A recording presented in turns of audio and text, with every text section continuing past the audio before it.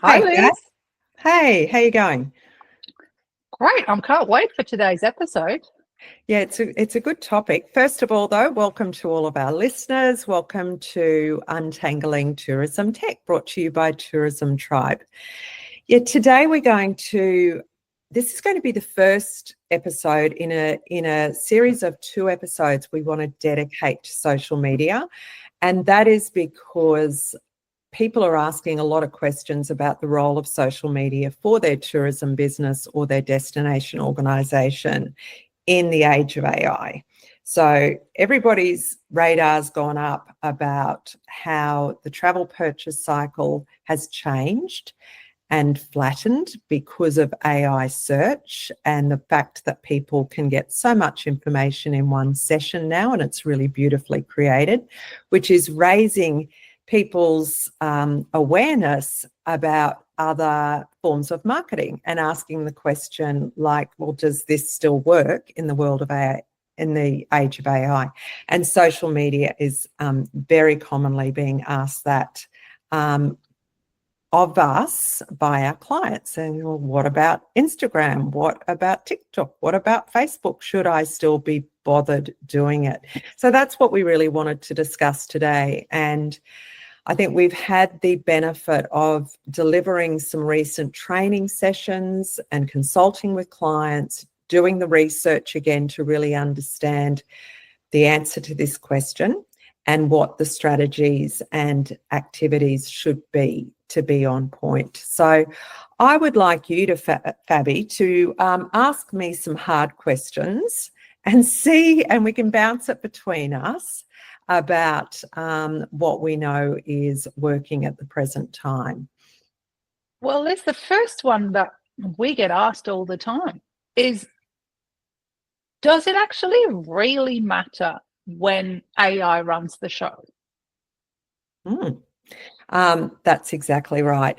It is a very valid question when we think that all of a sudden, starting 2 years ago, ChatGPT landed and everybody started to understand what generative AI was. And so then we've become aware that while people are flocking to AI tools and even using Google and seeing the AI summaries come up, and we know that AI, large learning models and generative AI is playing a massive role, what is happening to people's reliance, the consumers' reliance on social media? It's actually increased. So people are relying on other consumers' voices heavily in the world of AI because they want to hear the real stories from individuals. Online reviews have become even more important than they were before, and so has the consumer voice on other platforms. So when we think about social media and think about the changes in the marketplace because of AI, we're seeing that Google, ChatGPT, Perplexity are leaning in on online reviews and social comment to get that validation of business information or the information that they can find online. So recently we've seen some marketplace changes. So things like Google forming a deeper two-way relationship with Reddit, the forum platform. Now, Reddit, for those listening, you may be aware that Reddit is predominantly more of a younger person's forum platform, but it is about real content. And Google had a relationship with Reddit before, but they've deepened it and they've gone two ways with it now. So what you'll see now, and we're already seeing it, is relevant Reddit forum posts coming up in Google search. So even though we may not think of Reddit as being a social platform, it is. It's still a social platform and it's authentic voice.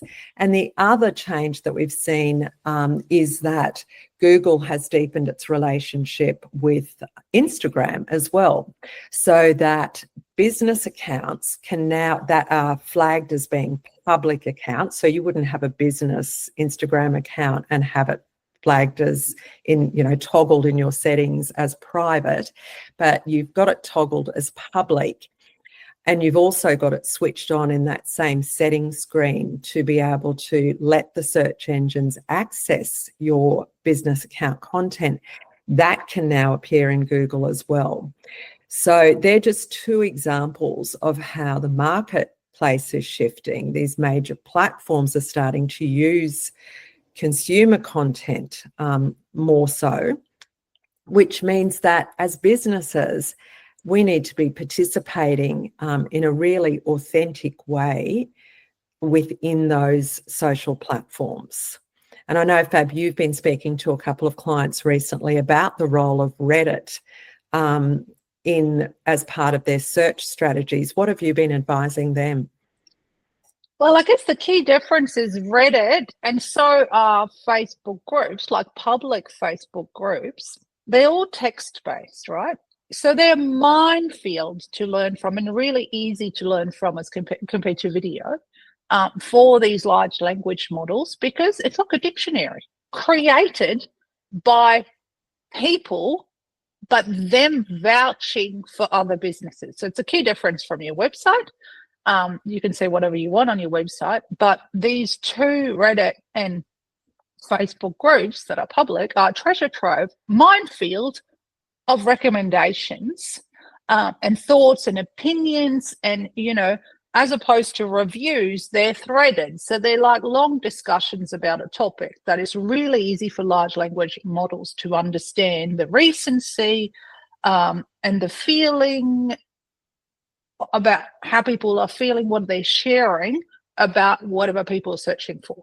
So it's really important. Once you understand that, it makes so much sense for the LLMs and for Google to have these relationships with these social media platforms and go fishing in there. And you can see at the moment, depending on your searches, sometimes there's threads that are 11 or 12 years old popping up because suddenly Google has decided to return results from those community platforms as being more relevant than other results that it's demoted. So it's really important for businesses to participate in these discussions. A bit like, remember when we were teaching people about Twitter all these years ago? It was like a warehouse and a discussion of lots and lots of people talking about things, and we were encouraging operators to go and listen to see what was being said about their region and about them. So it's critical, if you do some searches on Google about your region and you see some Reddit threads and you see some Facebook groups, to go and engage, respond, not boast about your business, but have an approach as someone who's well versed in their local community and provide advice just like you would to people that visited you but didn't know what else there was to do in your region. And that supports Google's framework for returning search results, the EAT framework of the EEAT, with experience being one of those E's, where it is looking for genuine experience on the topic. And that's why it's valuing so highly the visitor's experience or the consumer's experience. And that's what I love about the EAT model, is when we think about the tourism operator or the destination organisation staff member, they are not only expert in their niche or their part of the world, they are highly experienced in living in it and working in it, and they know what the experiences are that people really love.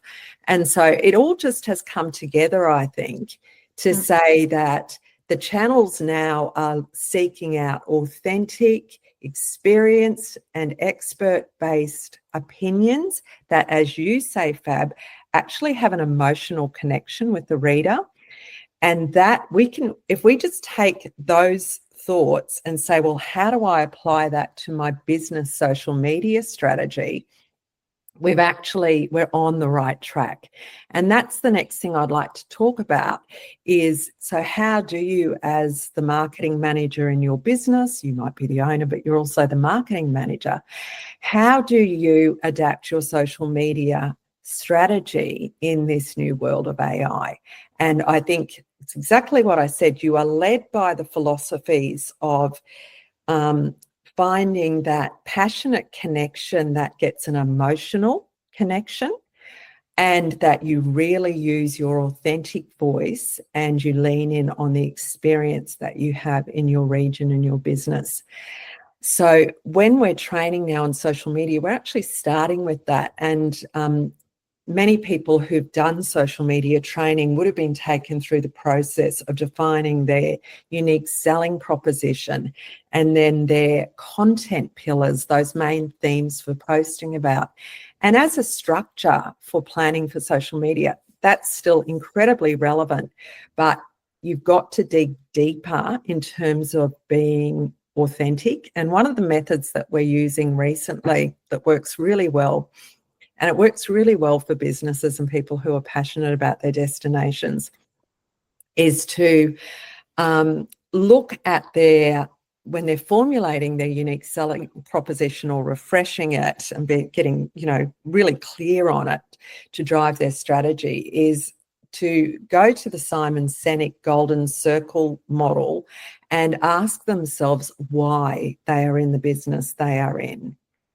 And that's a really important question, to be able to find that emotional connection and your really strong value points. So ask yourself why. Ask yourself how you do what you do, because that helps you to find your points of differentiation from other businesses, because that's also super important to the AI engines, is to be able to work out why your tour operator business is different to another one that might be in the same region and offering something similar. So, write down your why, write down your how, and then what it is you deliver. Bring those together into a single concept, and you have a very values-based unique selling proposition that gives you your platform then to build out your content pillars. Now, those content pillars, your first one in today's AI environment, needs to really be that emotional hook. So what is it that your customers, your guests, really value about what you do? And build your first content pillar out based on that. So it may be that you run kayak tours in a beautiful, pristine coastal area, but what to actually love about what you do. It may be that you have incredible guides who are really knowledgeable about the local marine life and flora and history.